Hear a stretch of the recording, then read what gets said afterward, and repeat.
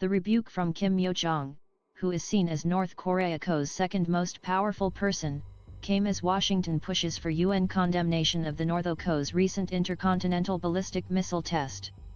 November 23, 2022, 5:12 a.m. UTC Seoul, South Korea. The influential sister of North Korean leader Kim Jong Un warned the United States on Tuesday that it would face a more fatal security crisis as Washington pushes for UN condemnation of the North Korea's recent intercontinental ballistic missile test.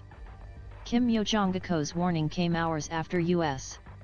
Ambassador Linda Thomas-Greenfield told an emergency meeting of the UN Security Council that the U.S. will circulate a proposed presidential statement condemning North Korea's banned missile launches and other destabilizing activities. After the meeting, Thomas-Greenfield also read a statement by 14 countries that supported action to limit North Korea's advancement of its weapons programs. Kim Yo Jong, who is widely considered North Korea's second most powerful person after her brother, lambasted the United States for issuing what she called a disgusting joint statement together with such rabbles as Britain, France, Australia, Japan, and South Korea. Kim compared the United States to a barking dog seized with fear.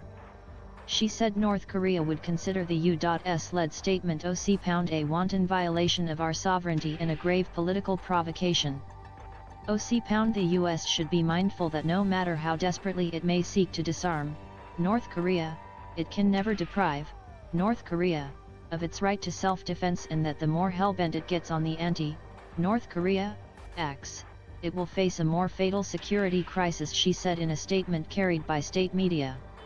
Monday, OCO's UN Security Council meeting was convened in response to North Korea's ICBM launch on Friday, which was part of a provocative run of missile tests this year that experts say is designed to modernize its nuclear arsenal and increase its leverage in future diplomacy. Friday OCO's test involved its most powerful Hwasong-17 missile, and some experts say the successful steep-angle launch proved its potential to strike anywhere in the U.S. mainland if it is fired at a standard trajectory. During the Security Council meeting, the United States and its allies strongly criticized the ICBM launch and called for action to limit North Korea's nuclear and missile programs. But Russia and China, both veto-wielding members of the Security Council, opposed any new pressure and sanctions on North Korea. In May, the two countries vetoed a U.S.-led attempt to toughen sanctions on North Korea over its earlier ballistic missile tests, which are prohibited by UN Security Council resolutions. North Korea has said its testing activities are legitimate exercises of its right to self-defense in response to regular military drills between the United States and South Korea that it views as an invasion rehearsal. Washington and Seoul officials say the exercises are defensive in nature. Kim Yo Jong said the fact that North Korea's ICBM launch was discussed at the Security Council is evidently the application of double standards by the UN body because it turned blind eyes to the U.S. South Korean military drills.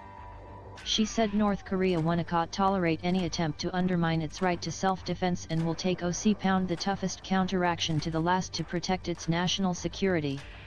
On Monday, North Korea's foreign minister, Ko Sun-hwae, called UN Secretary-General Antonio Guterres a puppet of the United States. There are concerns that North Korea may soon conduct its first nuclear test in 5 years.